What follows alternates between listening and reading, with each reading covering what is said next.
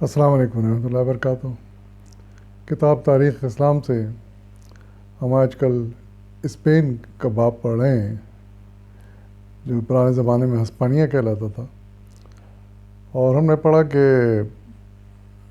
بنو امیہ کا ایک شہزادہ عبد الرحمن، جن کو عبد الرحمن اول کہنا چاہیے کیونکہ بعد میں ان کے خاندان میں اور بھی عبد الرحمن پیدا ہوئے، عبد الرحمن ثانی جن کو کہا گیا، عبد الرحمن ثالث کہا گیا، اس کی تفصیل آگے پڑھیں گے ہم۔ تو بہرحال یہ عبد الرحمن اول تھے جو بنو امیہ کے، جنہوں نے سلطنت قائم کی اسپین کے اندر، جبکہ پورے اسلامی دنیا میں اس وقت کی بنو عباس کی حکومت قائم ہو چکی تھی۔ یہ واحد بنو امیہ کے فرد تھے جنہوں نے اسپین میں بنو امیہ کی حکومت قائم کی۔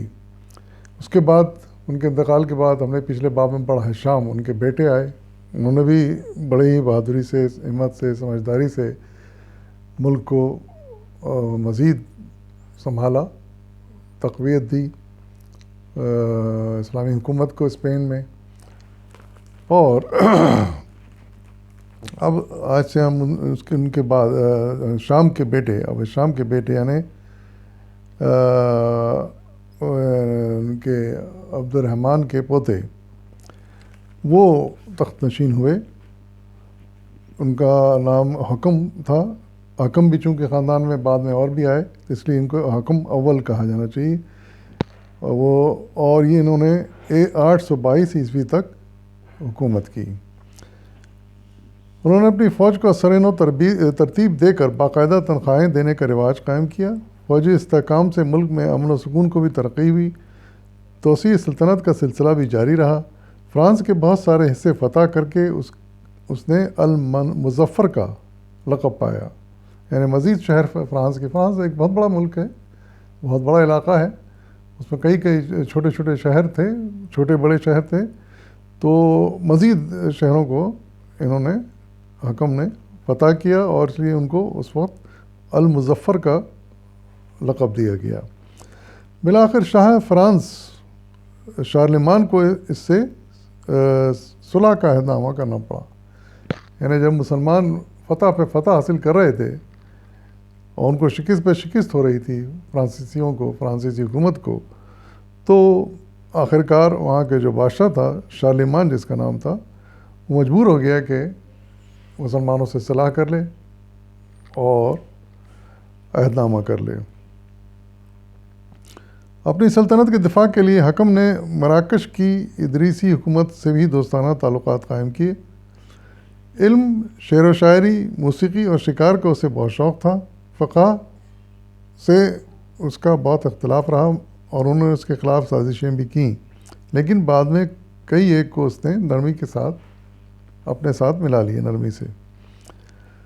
حکم پھر ان کا بھی دور کچھ عرصے میں ختم ہوا، لیکن حکم کے انتقال کے بعد پھر ان کا بیٹا عبد الرحمن، جن کو عبد الرحمن ثانی کہا گیا ہے، ظاہر ہے پہلے عبد الرحمن تو وہ تھے جنہوں نے اسپین میں داخل ہو کر بنو امیہ کی حکومت قائم کی۔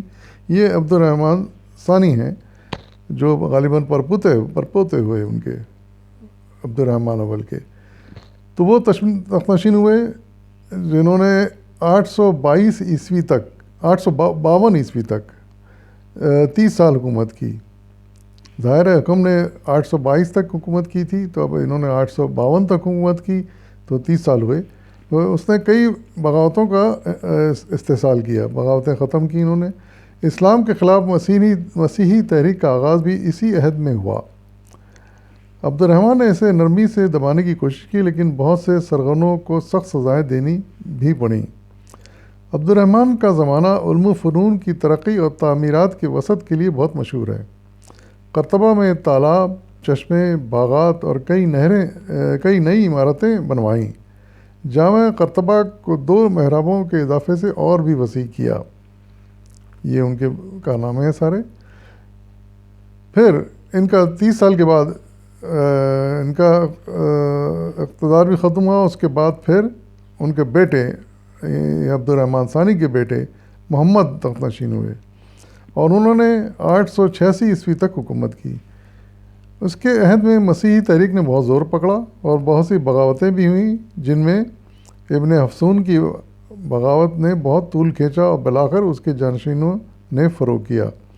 محمد کے بعد پھر یہ بھی ان کے بعد ان کا بیٹا منظر 2 سال تک حکمران رہا، لیکن اس کے بعد محمد کا بھائی عبداللہ تخت نشین ہوا۔ یعنی پہلے تو بیٹے نے جانشینی اختیار کی، لیکن اس کے بعد پھر ان کا 2 سال کے بعد ان کا محمد کے بھائی آ گئے جن کا نام عبداللہ تھا، جس نے 888 سے 912 تک حکومت کی۔ اس کے عہد میں بغاوتوں کی کثرت اور خانہ جنگیوں کی وجہ سے مرکزی حکومت بہت کمزور پڑ گئی، لیکن اس کا تدارک اس کے پوتے عبد الرحمن ناصر نے کیا۔ اچھا، پھر ان کے جیسے تیسے ان کا دور گزر گیا، خانہ جنگیوں میں گزرا اور کمزور پڑ گئی حکومت، لیکن پھر ان کے جب پوتا عبد الرحمن ناصر، ان کو عبد الرحمن ثالث کہنا چاہیے، نے کیا، جس کا عہد اسلامی اسپین کی تاریخ کا ایک شاندار دور ہے۔ یعنی ایک تو دور عبد الرحمن اول کا تھا جنہوں نے حکومت قائم کی، بنو امیہ کی زبردست حکومت کی، مضبوط حکومت قائم کی انہوں نے، پھر وہ جیسے تیسے چلتی رہی۔ اس کے بعد پھر یہ عبد الرحمن ثالث آئے جو اسی خاندان کے تھے، اور 912 عیسوی میں 21 سال کی عمر میں یہ تخت نشین ہوئے۔ ان کو عبد الرحمن ثالث کہا گیا کیونکہ یہ تیسرے عبد الرحمن تھے خاندان کے۔ عبد الرحمن جس وقت برسختدار آئے، اس وقت ہسپانی مسلمانوں کی سلطنت پاش ہو کر بظاہر عیسائیوں کے قبضے میں جا رہی تھی۔ اس وقت عمومی حکومت کے 2 حریف طاقتیں ان کے خلاف نمبر آزما تھیں۔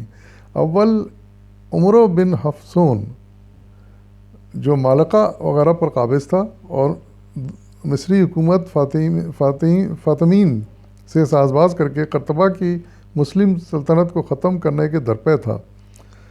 عمرو بن حفصون کو شمالی عیسائی ریاستوں سے بھی مدد مل رہی تھی۔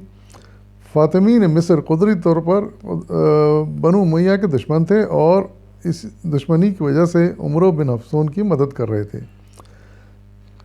ایک طاقت تھی ان کے خلاف، عبد الرحمن ثالث کے خلاف۔ دوسری طاقت ریاست اشبیلیہ کی تھی۔ اشبیلیہ میں عربوں نے آزاد حکومت قائم کر لی تھی، یعنی اسپین کے اندر ہی۔ چنانچہ عبد الرحمن ثالث نے اشبیلیہ کے بہت سے عرب سرداروں کو اپنے ساتھ ملایا اور ان کی طرف سے فوری خطرے کا امکان کم ہو گیا، لیکن جلدی یہ عارضی صلح ختم ہو گئی اور عبد الرحمن نے اشبیلیہ پر حملہ کر دیا۔ ابن حفصون نے اہل اشبیلیہ کی مدد کی، لیکن دونوں دشمنوں کو شکست فاش ہوئی۔ اشبیلیہ میں عبد الرحمن نے اپنا گورنر مقرر کر دیا، یعنی ان سے جنگ ہوئی، لیکن جنگ میں عبد الرحمن ثالث کو فتح حاصل ہوئی، اشبیلیہ والوں کو شکست ہوئی جن کے اور بھی لوگ مدد کر رہے تھے، اور پھر فتح حاصل کرنے کے بعد عبد الرحمن ثالث نے ایک کام یہ کیا کہ اپنا گورنر وہاں پر مقرر کر دیا تاکہ مزید پھر ہنگامے نہ ہوں۔ اس طرف سے فارغ ہو کر عبد الرحمن عمرو بن حفصون کی طرف متوجہ ہوا۔ فاطمین مصر نے ابن حفصون کی مدد کے لیے فوج بھیجی، جس کو راستے میں ہی عبد الرحمن کی فوج نے جہازوں سے نہ اترنے دیا اور سمندر ہی میں سب کو گرفتار کر لیا۔ ابن حفصون نے مایوس ہو کر صلح کی درخواست کی جو منظور ہو گئی۔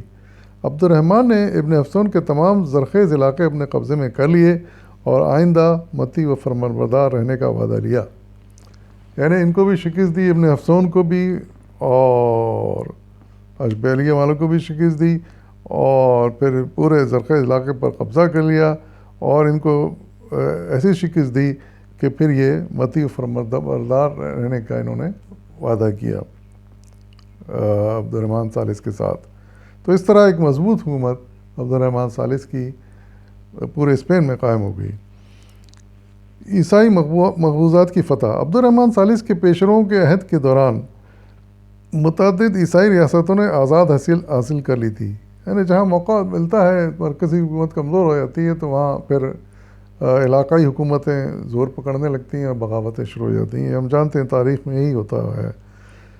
تو یہاں بھی یہی ہوا، ان کے عہد میں چونکہ عیسائی ریاستوں نے آزاد حیثیت حاصل کر لی تھی تو پچھلی حکومتوں کے درمیان، تو عمرو بن حفصون کے علاوہ تلیطلہ جو اسپانیہ کے وسط میں واقع تھا ایک آزاد ریاست قائم ہو گئی تھی، یعنی تلیتلا جو اسپانیہ کا سینٹرل علاقہ تھا وہاں بھی ایک آزاد ریاست قائم ہو گئی۔ برشلونہ اور ارمونیا میں بھی عیسائیوں نے اپنی اپنی حکومتیں قائم کر لی تھیں۔ ایسٹریاس کی ریاست اب ایک زبردست قوت بن گئی تھی، جس کے تحت جلیقیہ، لیون اور قسطلہ کی 3 بڑی عیسائی ریاستیں تھیں۔ ان کے علاوہ پرتگال کے علاقے میں بھی عیسائیوں نے کئی چھوٹی چھوٹی ریاستیں قائم کر لی تھیں، یعنی عیسائی بہت زور پکڑ گئے پھر اس دور میں۔ بعض مسلمان خود مختار ریاستوں نے عیسائی ریاستوں سے دوستانہ تعلقات قائم کر لیے تھے۔ یہ بھی ایک ہوا کہ چھوٹی چھوٹی ریاستیں جو مسلمانوں نے اپنی بنا لی تھیں مختلف لوگوں نے، وہ بھی عیسائیوں کے ساتھ دینے لگے تھے۔ تو نتیجہ یہ کہ عبد الرحمن ثالث نے عمومی فوج کی مرکزی حیثیت کو اور وہ عبد الرحمن ثالث کی مرکزی حکومت کی حیثیت کو چیلنج کرنے لگے تھے۔